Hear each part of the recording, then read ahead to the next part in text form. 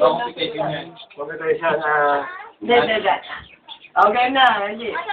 Ilangan mo, ikaw ano eh. 1 minuto. Boom! Boom! Okay. Si Rek, nakita ko kumakain ng kanin.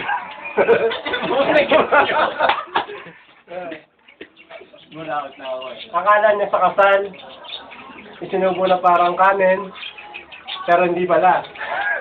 Ngayon nagsisisi, kasi siya nagpakasalagad ng bata pa, na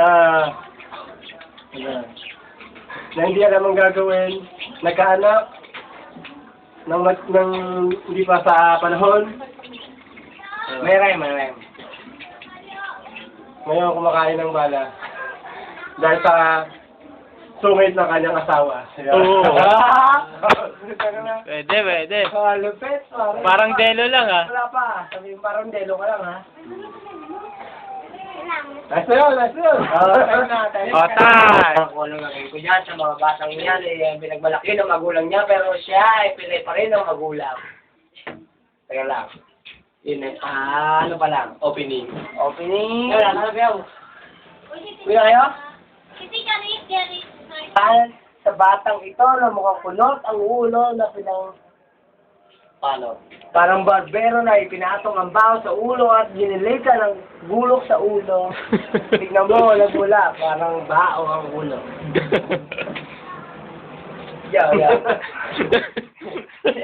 Yoyo ka na. Nakakatuwa man ako tignan, pero ang mga salita ko parang balagtasan na bumabaon sa ulo sa kahit sino man sa ating lahat na nagmamataas man. Pero ikaw, Tol, magmataas ka man, pero sa amin ikaw mababa. Sapagkat ang iyong muka ay punong-puno ng baba. Alam mo, para kasi Delo. Si Delo na punong-puno ng tanga, punong-puno ng ngalangala. Parang ang pinaglihi ng nanay mo sa tanga ng kalabaw. Na malaki ang buntot. Alam mo kung bakit malaki ang buntot ng kalabaw? Malaki ang buntot ng kalabaw. Teka. Malaki ang buntot ng kalabaw. Malaki ang buntot ng kalabaw sapagkat ito'y malaki. Tayo yung mamalaki ng ating mga magulang para tayo magkaisa, para tayo magkasundot lahat. Pero anong ginagawa mo? Sinusundot mo lahat ang ating mga kaibigan. Kami nagagalit sa iyo sapagkat sinusundot mo lahat ang aming kaibigan. Kami mga kaibigan mo, huwag mo kaming sundutin. Kung hindi mo kami pagbibigyan, ikaw ay aming susundutin. Alam mo kung saan?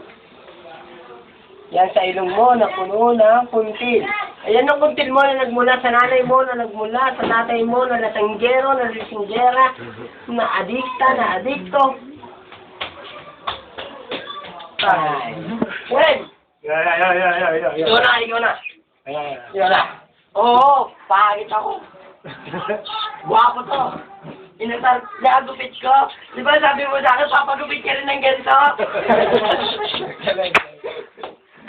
Tapos, sasabihin mo, lasinggero, tatay ko, kaya lasinggero ako.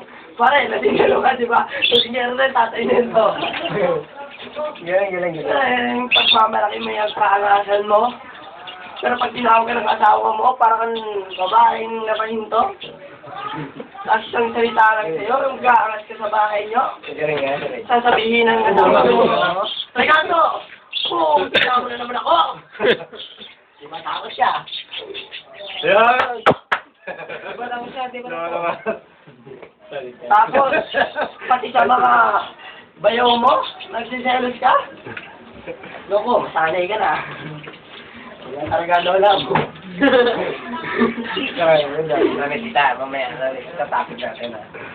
O, pare, yung formahan ko, lalaban mo sa formahan mo.